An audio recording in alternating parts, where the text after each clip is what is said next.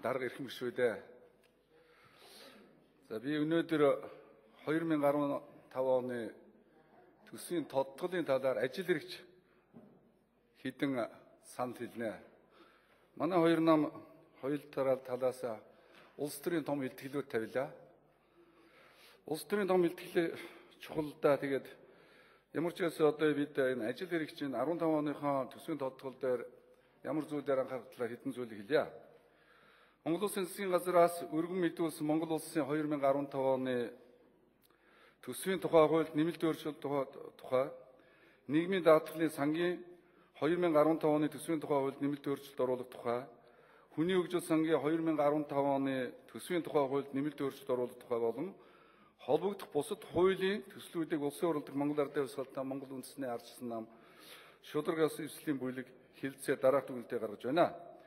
Нэгдүгээр Монгол Улсын 2015 оны төсвийн тухай хуульд тодтгол хийхдээ 8 сарын гүйцэтгэд үндэслэн төсвийн алдагдлыг оны эцэст 900 гаруй тэрбум төгрөгт хүрч тасархаар байгаа тооцоолыг гаргаж алдагдлыг багасгах зорилгоор татврын хуримтлагдсан үр төлбөрийг барагдуулах замаар 400 орчим тэрбум төгрөгийг төсөвт нэмж төвлөрүүлэхээр тусгасан бодиттой бус гэж үзэж орлогын бусад боломжтой хөөсрүүдийг дайрлаж ажиллах нь зүйтэй гэж үзэж байна. Хоёрт Монгол Улсын 2015 оны төсөвт дахин тодтгол хийж урсгал зардлын хэмжээг 171.3 тэрбум төгрөгөөр бууруулахын зэрэгцээ зайлшгүй нэмэгдүүлэх зарлуудыг нэмж тусган тооцсны үр дүнд нийт урсгал зардлаас 43.9 тэрбум төгрөгийг бууруулахаар төлөвлөхдөө төрийн улс төрийн албан тушаалтны цалин нийтэд нь хавтгааруулсан 30% бууруулахаар оруулж ирж байгаа нь асуудлыг эргэж харж үзэх шаардлагатай гэж үзлээ. Эдийн засгийн идэвхжил саарсан гадаад валютын ханш чангарч иргэдийн худалдаа авах чадвар буурч байгаа энэ үед цалин бууруулах нь эдийн засаг санхүүгийн системд ихээхэн сөрөг үр дагавартайгаас гадна орон сууцны ипотекийн урт хугацааны зээлд хамрагдсан төрийн албан хаагч тэдний ар гэрт эдийн засгийн ачаал дамд үүсэх нөхцөлийг бий болох магадлал өндөр байна. Дээр дурдсан албан хаагчдын цалин бууруулахдаа бодит судалгаа тооцоон дээр үндэслэж хийхгүй бол ард түмнээ ядуурл руу түлхэх нэг алган болно гэж үзэж байна. Сонгуулийн бэлтгэл ажлыг хангах, сонгуульд оролцох давуу нөхцөлийг бүрдүүлэхийн тулд сонгуулийн өмнөгчид төсвийн мөнгөөр төрийн албан хаагч иргэдэг олноор гадаад дотоод амруулж аялуулдаг байдлыг энэ удаад давтахаар оруулж иржээ. Тухайлбал дотоод гадаадын томилолц очны зардлыг 12%-аар буюу 3 тэрбум 754 төгрөгийн зардлыг нэмж тусгасан байна. Тавилга эд хогшлын урсгал зардлыг мөн 12%-аар. Тавилга эд хогшлын зардлыг 12%-аар.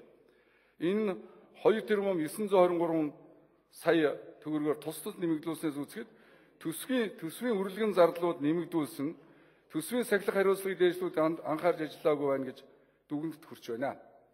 За 3-т Монгол Улсын 2015 оны төсвөд хөрөнгө оруулалтын нийтдээ 428 төсөл арга хэмжээнд 381.6 тэрбум төгрөгийг төлөвлөж батсныг энэ удаагийн тодтолд 422 төсөл арга хэмжээнд 356.4 тэрбум төгрөгийн хөрөнгө оруулалтыг санхүүжүүлэхээр буюу батлагдсан төвшнгөөс 25.2 тэрбум төгрөгөөр бууруулж оруулж ирсэн үр ашиг муутай онцгой шаардлага зарим хөрөнгө оруулалтыг танах шаардлагатай гэж үзлээ.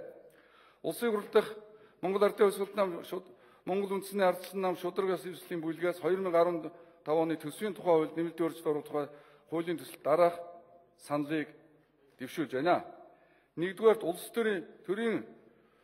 улс төрийн болон өндөр албан тушаалын цалиныг бууруулалтаа төрийн албаны тухай хуулийн 6-гийн 6 дугаар зүйлийн 6-гийн 1-ээс 6-гийн 12 дугаар заалт болон 6 дугаар зүйлийн 6-гийн 1 дахь хэсэгт зааснаас бусад төрийн улс төрийн албан тушаалтын цалин судалгаа тооцоон дээр үндэслэн ялгууртай хандах мөн төрийн албан тухай хуулийн 38 дугаар зүйлийн 38.2 дахь заалтыг харгалзан үзэх шаардлагатай байна. 2. Дотоод гадаад томилолц очны зардал болон эд хогшлын урсгал зардлыг өмнөх батлсан төвшнгөөс нэмэхгүй байх. 3. Хангамж бараа материалын зардлыг өмнөх батлсан төвшнгөөс 10%-аар бууруулах.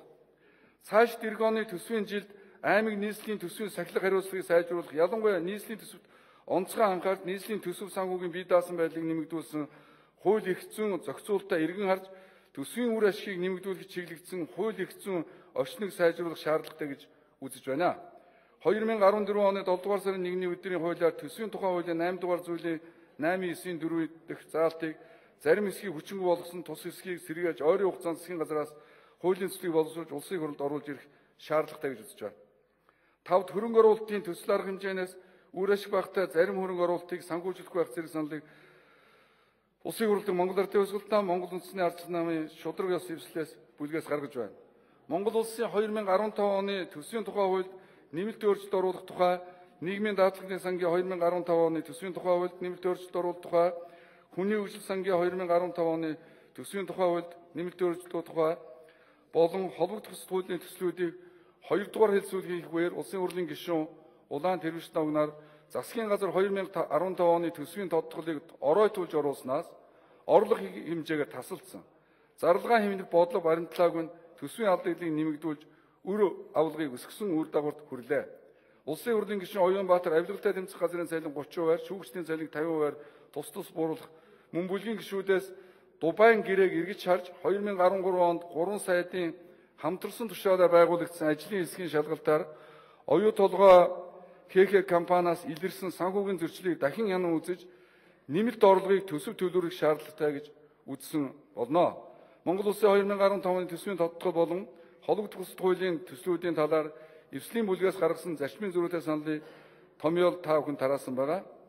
Улсын хурлын дарга эрхэм гишүүдээ Монгол улсын 2015 оны төсвийн тухай хуульд нэмэлт өөрчлөлт оруулах тухай, нийгмийн даатгалын сангийн 2015 оны төсвийн тухай хуульд нэмэлт өөрчлөлт оруулах тухай, хүний хөгжил сангийн 2015 оны төсвийн тухай хуульд нэмэлт өөрчлөлт оруулах тухай болон холбогдох бусад хуулийн төслүүдийн талаар улсын хурлд Монгол Ардын Хувьсгалтай шударга ёс эвслийн бүлгээс гаргасан санал дүгэлтийг хэлэлцэж шийдвэрлэлд анхаарал тавьсанд баярлалаа.